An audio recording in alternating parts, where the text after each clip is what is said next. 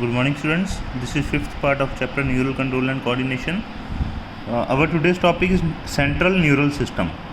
हम central neural system के बारे में आज हम बात करेंगे और ये बेसिकली हमारे बॉडी का कंट्रोल यूनिट होता है जो हमारी पूरी बॉडी को कंट्रोल करता है, जहाँ पर इंफॉर्मेशन प्रोसेस की जाती है. The brain is the central information processing organ of our body and act as command and control system. Command and control system का काम करता है हमारा brain. It control the voluntary movements, balance of the body, functioning of vital involuntary organs, example lungs, heart, kidney, thermoregulation, hunger, thrust, circadian cycle और circadian rhythm of the body, activities of several endocrine glands and human behaviour. It is also the site for processing of vision, hearing, speech, memory, intelligence, emotion and thoughts. कहते जो हमारा basically brain है ये बहुत सारे function करता है, बहुत सारे. जैसे कि हमारे वॉलंटरी मूवमेंट्स को कंट्रोल करता है. अब वॉलंटरी मूवमेंट्स कौन सी होती हैं? जो हमारी इच्छा के अकॉर्डिंग होती हैं, जैसे कि हाथ हिलाना, पैर हिलाना, सिर हिलाना. ये सारी क्या है? Voluntary movements. हमारी बॉडी को बैलेंस करता है. जब हम खड़े होते हैं और सीधा चलते हैं एक लाइन में तो बैलेंस कौन करता है? ब्रेन. हमारे जो वाइटल इनवॉलंटरी ऑर्गन्स हैं जो अपनी मर्ज़ी से अपने आप काम करते हैं, हमारे ऑर्गन जैसे कि हार्ट, लंग्स, किडनी, इनकी भी फंक्शनिंग को कंट्रोल करता है. थर्मो रेगुलेशन करता है, हमारी बॉडी के इंटरनल इन्वायरमेंट को बना के रखता है. हंगर, थ्रस्ट, इस चीज़ों को. Circadian rhythm of our body, ये क्या होता है? अब ये 24 आवर रिदम है हमारी बॉडी की एक. जैसे हम सुबह उठे, सारा दिन काम किया और दिन जैसे मतलब सुबह होती है, शाम होती है, हमारी बॉडी को भी एक पता लगता रहता है. रात होती है जैसी तो अपने आप नींद आने लग जाती है. तो बेसिकली हमारी बॉडी के अंदर भी एक 24 आवर का क्लॉक है जिसको हम सर्काडियन रिदम बोलते हैं. हमारी बहुत सारी बॉडी की एक्टिविटीज़ जो हैं सर्काडियन रिदम्स के अकॉर्डिंग होती हैं और इसको भी कौन कंट्रोल करता है? हमारा brain.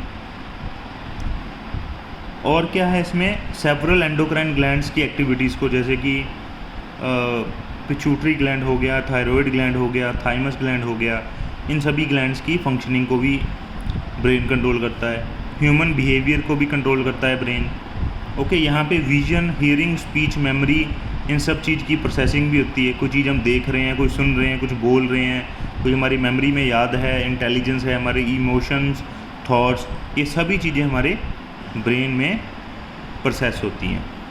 Human brain is well protected by the skull. Inside the skull, the brain is covered by cranial meninges consist of an outer layer called dura mater, very thin middle layer called arachnoid, and inner layer is called pia mater. तो हमारी जो brain है, हमारा brain ये एक well developed organ है और ये प्रोटेक्टेड है एक स्कल के द्वारा. एक हड्डी का इसके ऊपर ढांचा होता है जिसको हम स्कल बोलते हैं, उसके द्वारा ये प्रोटेक्टेड होता है. और अगर हम स्कल के अंदर बात करें तो जो हमारा ब्रेन है अंदर पड़ा है, तो ब्रेन की 3 कवरिंग है. जैसे ये ब्रेन है हमारा, इसकी 3 कवरिंग है. सबसे आउटर कवरिंग है ड्यूरा मैटर. इन सभी कवरिंग को हम क्रेनियल मेनिंजेस भी कह देते हैं. Outer covering dura mater, very thin middle layer होती है बहुत ज़्यादा पतली, अरेकनोइड मैटर, एंड इनर लेयर होती है जो ब्रेन के साथ कंटेक्ट में होती है, ब्रेन टिश्यू के साथ, उसको बोलते हैं pia matter. Brain can be divided into 3 major parts, forebrain, midbrain and hindbrain. तो ये हमारे 3 मेजर पार्ट्स हैं हमारे ब्रेन के, for brain, midbrain and hind brain. इसको हिंड या हाइंड ब्रेन कह लो. ओके, ये हम देख भी सकते हैं. ये रहा, ये हमारा सेरिब्रम है आउटर पार्ट. ये रहा फॉर ब्रेन, जो पहला पार्ट है ये फॉर ब्रेन है. ये है, ये रहा मिड ब्रेन है और ये हाइंड ब्रेन है. ओके, हाइंड ब्रेन में 3 पार्ट आ जाते हैं. इसको ब्रेन स्टेम भी बोलते हैं. ये रहा, ये जैसे एक स्टेम होती है ना प्लांट की, उसी तरह ब्रेन के नीचे भी एक स्टेम सी दिख रही है हमको, उसको हम ब्रेन स्टेम बोलते हैं. ठीक है, ओके.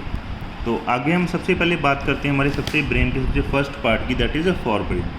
फॉर ब्रेन के हम बारे में हम कुछ जानकारी इकट्ठी करते हैं. For brain consist of cerebrum, thalamus and hypothalamus. Cerebrum, thalamus and hypothalamus, ये तीनों पार्ट्स किस में आ जाते हैं? हमारे फॉर ब्रेन में. तो फॉर ब्रेन हमारा 3 पार्ट्स का बनता है, cerebrum, thalamus and hypothalamus. Okay, और उसके बाद अगर बात करें cerebrum, cerebrum form the major part of human brain. जो हमारा सेरिब्रम है ये ह्यूमन ब्रेन का सबसे बड़ा पार्ट होता है cerebrum. Deep cleft divides the cerebrum longitudinally into two halves, which are termed as left and right cerebral hemisphere. हमारे ब्रेन को एक बीच में ग्रूव होती है जो दो पार्ट में डिवाइड करती है, जिसको हम बोलते और उस ग्रूव की डिवाइडेशन की वजह से हमारा ब्रेन है दो पार्ट में डिवाइड हो जाता है, जो कि जिसको हम कहते हैं left and right cerebral hemisphere. Okay, the hemisphere are connected by a track of nerve fibre called corpus callosum. और जो हेमीस्फीयर्स हैं ये एक नर्व फाइबर के द्वारा ज्वाइंट होते हैं, जिसको हम क्या बोलते हैं, कॉर्पस कैलोजम.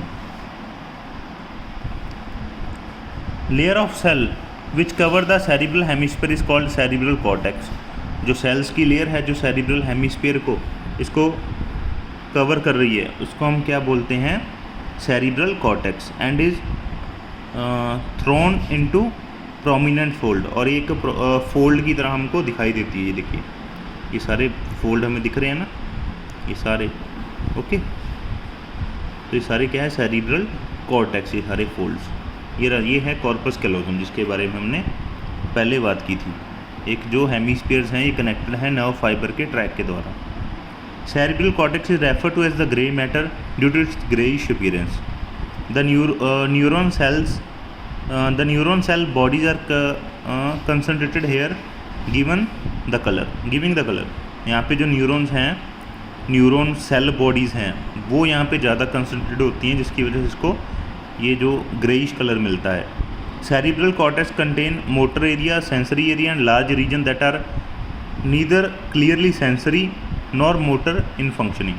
तो यहाँ पर क्या होता है, सेरिब्रल कॉर्टेक्स के अंदर कुछ मोटर एरिया हैं, कुछ सेंसरी एरिया हैं और कुछ बड़े बड़े लार्ज एरियाज़ हैं जो ना तो हमको सेंसरी दिखाई देते हैं ना ही मोटर दिखाई देते हैं फंक्शनिंग की बेस के according. These region are called associated areas and are responsible for complex functioning like intersensory association, memory and communication. और जो ये एरियाज़ हैं इनको हम एसोसिएटेड एरियाज़ बोल देते हैं और एक कम्प्लेक्स फंक्शनिंग को करवाते हैं, जैसे कि intersensory association, memory and communication. इन सब चीज़ों को ये कंट्रोल करते हैं. Fibre of the track are covered with the myelin sheath which constitute the inner part of the cerebral hemisphere. और जो फाइबर्स हैं जो ट्रैक के, जो हमने ट्रैक की बात करी थी ऊपर, उसके फाइबर्स माइलिन शेथ के द्वारा कवर्ड होते हैं, जो हमारे सेरिब्रल हेमीस्फीयर का इनर पार्ट बनाते हैं. ओके, ये तो देखो आउटर पार्ट हो गया सेरिब्रल हेमीस्फीयर का और ये इनर पार्ट हो गया. जो इनर पार्ट है उसमें क्या है, ये माइलिन शेथ वाले फाइबर्स हैं.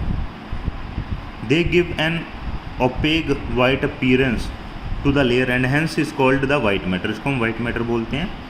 और जो cerebrum wraps around a structure called thalamus. Cerebrum जो है एक स्ट्रक्चर के अराउंड कॉइल्ड है, जिसको हम बोलते हैं थैलेमस. ये थैलेमस है, इसके बाहर ये कॉइल्ड है. Okay, which is a major coordination centre for sensory and motor signalling. ये सेंसरी एंड मोटर सिग्नलिंग के लिए एक बड़ा पार्ट है. एक और बहुत इंपॉर्टेंट पार्ट है ब्रेन का, hypothalamus, lies at the base of the thalamus. Thalamus के बेस पे होता है, इसको हम बोलते हैं hypothalamus. Hypothalamus contain a number of centres which control body temperature, urge for eating and drinking. जो हाइपोथैलेमस है इसके अंदर भी बहुत सारे सेंटर्स हैं जो बॉडी के डिफरेंट फंक्शन को कंट्रोल करते हैं, जैसे कि बॉडी का टेम्परेचर, खाना, प्यास लगना, इसकी जो हमें मतलब इच्छा होती है, इसको भी हाइपोथैलेमस कंट्रोल करता है. ओके, और क्या कंट्रोल करता है, काफ़ी सारी चीज़ें कंट्रोल करता है. इसके अंदर बहुत सारे न्यूरोस्क्रीटरी सेल्स के ग्रुप बने होते हैं जो हार्मोन स्क्रीट करते हैं, हाइपोथैलेमिक हार्मोन्स. इनर पार्ट जो है सेरिब्रल हेमीस्फीयर का and A group of associated deep structures like amygdala, hippocampus form a complex structure called the limbic lobe और लिम्बिक सिस्टम. इसी के अंदर कुछ और भी सिस्टम होता है जिसको हम लिम्बिक लोब और लिम्बिक सिस्टम बोलते हैं. जो इनर पार्ट है सेरिब्रल हेमीस्फीयर्स का, इसका जो इनर पार्ट है, इनर पार्ट, उसके अंदर कुछ और स्ट्रक्चर भी होते हैं, जैसे कि एमिगडाला और hippocampus. It is involved in the regulation of sexual behavior, expression of emotional reactions like excitement, pleasure, rage, fear and motivation. तो ये सब इन सब बिहेवियर्स को कंट्रोल करने में हेल्प करते हैं. ओके, कुछ इमोशनल बिहेवियर, सेक्सुअल बिहेवियर और इमोशनल बिहेवियर जैसे कि excitement, pleasure, rage, fear etcetera and motivation. Okay, तो ये था हमारा फॉरब्रेन के बारे में. कल हम नेक्स्ट हमारे mid brain and hind brain के बारे में पढ़ेंगे, और कुछ ना समझे तो प्लीज़ हमसे कॉन्टैक्ट कर लीजिए। Thank you.